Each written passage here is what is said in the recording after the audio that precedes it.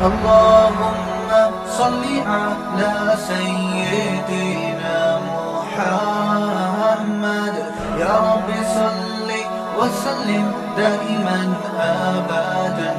على حبيبي. بسم اللہ الرحمن الرحیم. آج ہم بات کریں گے عورتوں کے عالمی حقوق کے حوالے سے، جو 8 مارچ کو منایا جاتا ہے حقوق نسواں کے نام سے، اور جس میں عورتیں باہر آتی ہیں اور نعرے لگاتی ہیں اپنے خلاف ہونے والے کاموں کے اوپر. تو یہ بہت اچھی چیز ہے، اور واقعتاً عورتوں کے حوالے سے بہت ہی زیادہ ہمارے معاشرے میں انصاف نہیں ہے. اب جیسے کہ شہروں میں تو پھر بھی چلیں، عورتیں پڑھتی بھی ہیں، کماتی بھی ہیں، اور بازاروں میں بھی گھومتی ہیں، لیکن جہاں گاؤں اور دیہات کی بات کریں تو وہاں پر عورتوں کے ساتھ بہت ہی زیادہ ظلم ہو رہا ہے. ان کو پڑھائی سے روکا جاتا ہے، ان کی مرضی کے مطابق شادی نہیں کی جاتی، ان کو جائیداد میں سے حصہ نہیں دیے جاتے، یعنی میراث نہیں دی جاتی، اور چند چیزیں دے کر جہیز کے نام پر ان کو ساری زندگی کے لیے اپنے سے دور کر دیا جاتا ہے. اور اسی طریقے سے اگر اور زیادہ آگے وڈیرا سسٹم میں چلے جائیں تو جہاں پر عورتوں کو ساتھ جرگہ فیصلہ ہوتا ہے، تو اگر ایک شخص نے قتل کیا ہوتا ہے دوسرے کو، تو اس مقتول قاتل کے گھر والوں میں سے کسی لڑکی کے لیے فیصلہ ہو جاتا ہے کہ قاتل کی فلاں لڑکی جو ہے مقتول کے گھر جائے گی. اور کس حیثیت سے جائے گی؟ غلام بن کر جائے گی. ظاہر ہے اس کے ساتھ بہت ہی برا رویہ اور ظلم کی جتنی حدیں ہو سکتی ہیں وہ سب پار کر دی جاتی ہیں. کاروکاری کے الزام میں عورتوں کو مار دیا جاتا ہے، اور اسی طریقے سے بے شمار ظلم عورتوں کے ساتھ ہوتے ہیں، جو کہ بہت ہی غلط چیز ہے. ہم بالکل آواز اٹھاتے ہیں، عورتوں کے ساتھ ہیں کہ بالکل ایسا نہیں ہونا چاہیے، اور ان کو بالکل انصاف ملنا چاہیے، اور جو اسلام نے ان کو عورتوں کو انصاف دیا ہے.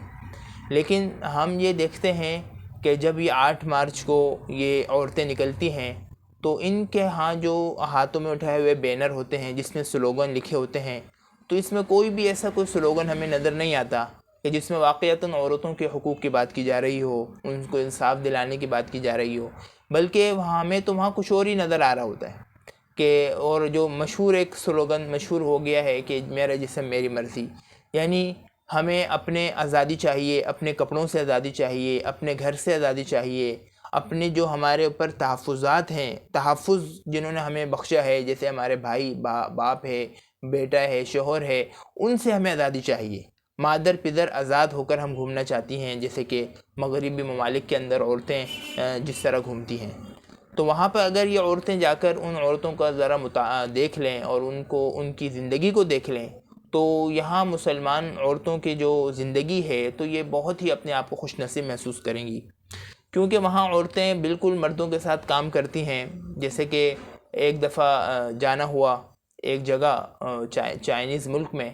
تو وہاں پر دیکھا کہ کچھ مزدور کام کر رہے ہیں جو سخت بڑی بڑی بوریاں اٹھا کر چل رہے ہیں. وہیں پر 2 عورتیں بھی دیکھیں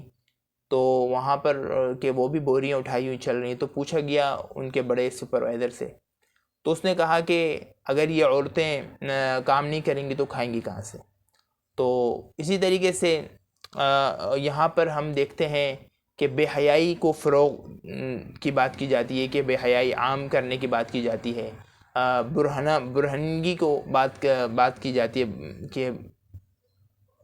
یہ ساری باتیں کی جاتی ہیں جو کہ بہت ہی ایک اخلاقی طور پر، شرعی طور پر تو ہے ہی خطرناک و غلط چیزیں، لیکن اخلاقی طور پر بھی بہت بری چیزیں ہیں. آئیے ہم ذرا عورتوں کے حوالے سے تھوڑا پیچھے چلتے ہیں کہ عرب میں، یعنی اسلام سے پہلے عورتوں کی کیا حیثیت تھی. تو اگر آپ تاریخ کا مطالعہ کریں گی تو آپ کریں گے، جو بھی مرد و عورت کریں گے تو ان کو معلوم ہوگا کہ عورتوں کے ساتھ کس قدر زیادتی ہوا کرتی تھی. کہ وہاں پر عورتوں کی کوئی حیثیت نہیں تھی. ایک سامان کی تو حیثیت ہو سکتی تھی، لیکن عورتوں کی کوئی حیثیت نہیں. جو جس کا دل چاہتا وہ عورتوں کے ساتھ کرتا، بیچ دیا جاتا، ان کو مار دیا جاتا، ان کو جو ہے زمین میں زندہ درگور کر دیا جاتا. جو سب سے بڑی ایک عرب کے ہاں مشہور بات ہو گئی تھی کہ عورتوں کو بیٹی پیدا ہوتے ہی اس کے ساتھ عورت جب بچہ پیدا کرتی تو وہیں پر ایک گھڑا بھی کھود دیا جاتا کہ اگر بیٹی ہے تو خود اپنے ہاتھ سے اس گھڑے پر ڈال دے، اور بیٹا ہے تو پھر اس کو پال لیا جاتا۔ تو یہ بہت ہی زیادہ ایک برائی تھی وہاں پر۔ اسی طرح ہندوؤں میں دیکھ لیں کہ شروع میں جو ہے، ابھی تو وہاں تھوڑے حالات بہتر ہیں، لیکن شروع میں یہ تھا کہ اگر شوہر مر گیا اور اس کی چتا جلے گی تو ساتھ میں عورت کو بھی زندہ جلنا ہوگا، یعنی اس کی کوئی حیثیت نہیں مرد کے بغیر۔ تو یہ عورتوں کے حقوق تھے۔ اب آئیے اسلام کی طرف کہ اسلام نے عورتوں کو کیا حقوق دیے ہیں۔ اسلام نے عورتوں کو بارے میں جو زندہ درگور کی ہوئی لڑکیاں ہیں ان کے بارے میں تو قرآن نے بہت ہی زیادہ سخت وعید بیان فرمائی اور کہا کہ بِأَيِّ ذَنبٍ قُتِلَتْ، کہ جب ان عورتوں سے، ان بچیوں سے پوچھا جائے گا کہ تم کس جرم میں قتل کی گئیں۔ قاتل سے نہیں پوچھا جا رہا کہ تم نے کیوں مارا ہے اس کو، بلکہ بچی سے پوچھا جائے گا کہ تم کس جرم میں قتل کی گئیں۔